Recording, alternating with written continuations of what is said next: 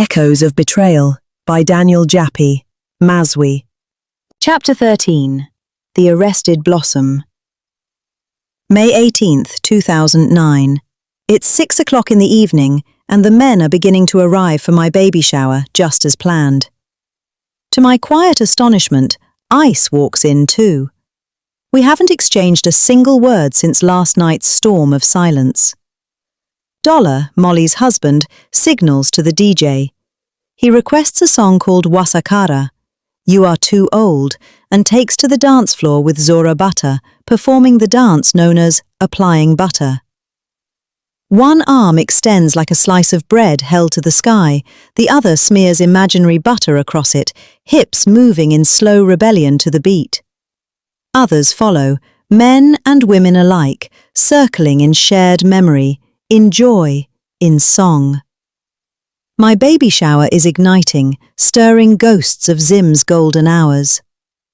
Benz, Ice's friend, is here too. He has long nursed an inappropriate affection for me, his friend's wife. He spins tales like a spider with sugar in its web, sweet lies to catch me. He whispers that Ice wanted me deported and stood me up at the airport on purpose. But I don't believe him. He only wants one thing. His stories are scented bait. Not long ago, Benz claimed the woman with the puppy eyes was real. He even claimed that he knew where she lived. But when I pressed him for more, he grinned and said he'd only share if I became his girlfriend. I told him he was better than that he was like a hyena stalking a friend's wife, and he laughed as if decency were a joke. Tonight, Benz commands the DJ to play Love More My Ivana's Umoya Wami, My Heart. He dances ankle bumping. Women form a circle around him, clapping, ululating, as if summoning our grandmothers from the soil of Zimbabwe. I watch it all unfold and feel oddly whole. My unborn child carried on a current of ancestral rhythm. Through the window, my eyes catch a flicker of unwelcome memory. One of the police officers who once arrested me during the bush ash treatment, now entering Molly's gate. A female officer shadows him. They pause, speak to a few guests, and one man peels off, stepping into the house. He approaches Dolly and Molly. My stomach twists. In this country, I think, black people will soon be paying bribes to continue celebrating. The police wrap our gatherings in red tape, not protection. They come not with guns, but with curfews and expectations. We are to be done by 11 p.m. sharp. We know the rules. We always know the rules. Dolly and Molly follow the man back out. Outside, Molly gestures, then rushes in, her face tense. The police want a word with you, she says. With me? What have I done now? I ask, rising. Come and answer for yourself, she says, already walking. At the gate, she turns to the officers and says, This is the woman who hosted the party. We received several complaints about fly posting. Leaflets advertising a party somewhere on this road today, the female officer explains. Oh, They were glued using no-nails glue, the male officer interrupts. I was just excited, I confess. This is my first baby, after 10 years of waiting. I'm sorry, I didn't mean any harm. Ice stands beside us, silent and icy. We'd like to ask you some questions at the station, ma'am, the male officer says. Now? Yes, now please, mum, the female officer affirms, tone sharp as metal. With all due respect, officer, I plead, can't we do this here? Or tomorrow even? You know who I am now. I'm not running. You have run before, says the male officer, reminding me of my past. She's heavily pregnant, Molly adds, voice quivering with concern. Is this really necessary? Dolly, ever the fire starter, steps forward. Would you be doing this if she were white? The male officer gives a dismissive shake of the head and says nothing. It's a fair question, Dolly presses. Dragging a black, pregnant woman to a police station for a couple of posters, this is just flexing state muscle. The number of complaints suggests a crime may have been committed, the officer replies. Then ask her the questions here, Dolly argues.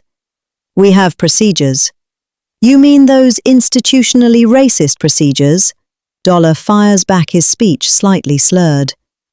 You're not personally racist, officer, I'm sure of that.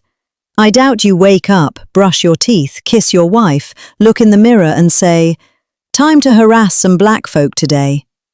But the system you're in, it's broken, and you wear its uniform.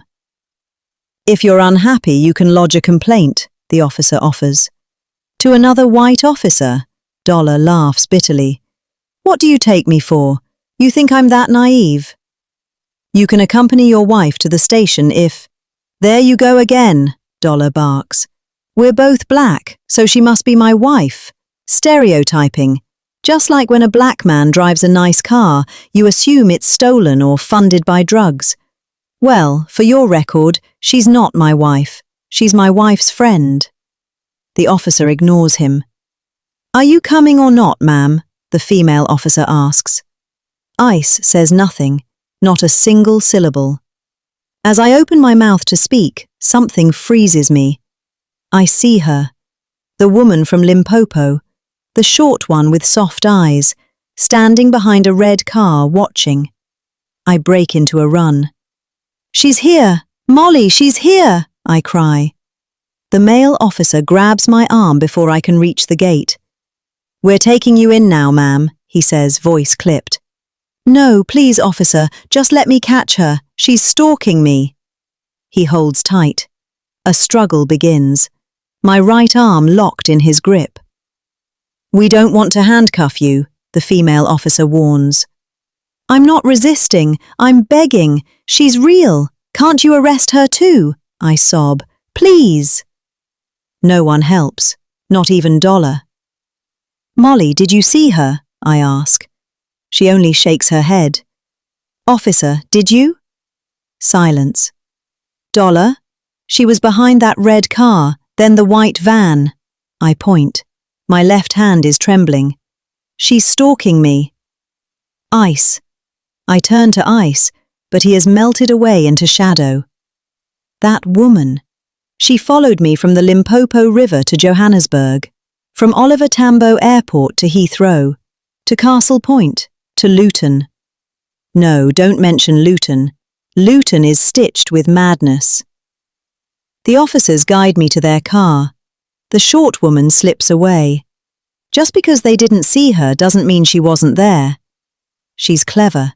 She plays her games in the margins, where only I can see. She leaves me looking mad. In addition, the male officer says, shoving me gently into the back seat, we're charging you with resisting arrest. In the garden, guests stare. My shame takes root. I may be the first woman in Britain to be arrested at her own baby shower. What omen does that cast over the child inside me? I think of naming the baby Humiliation. Molly, loyal and unwavering, offers to drive behind us to the station. A true sister of spirit. Back in my special taxi, the police car, I sit in stunned silence. In Zimbabwe, Comrade Moment of Madness never sent a cruiser for me. But here, in the land of rules and rights, trying to exercise those rights earns one handcuffs. The UK has turned a pussycat into a monster. And still, my thoughts race. I imagine the guests whispering after I'm gone. Arrested at her baby shower, a bad omen. Did you know she was once in a psychiatric ward for smearing ash from the bush? In Bournemouth, with all these white people around, making a spectacle of us. She thought she was impregnated by a hyena. Ha ha ha! At the station, the officers are brisk. They question me, issue a caution for fly posting. Then they release me. Perhaps it was Dollar's tirade that changed their minds. Maybe not. They warn me, though, that some complainants may press charges through civil law. I leave, not a criminal. Not yet. Just watched. And not by the law only. Every betrayal leaves an echo. Chapter 14 is coming next. Get your copy of Echoes of Betrayal on Amazon and Gumroad. Subscribe, and I'll see you in the next chapter.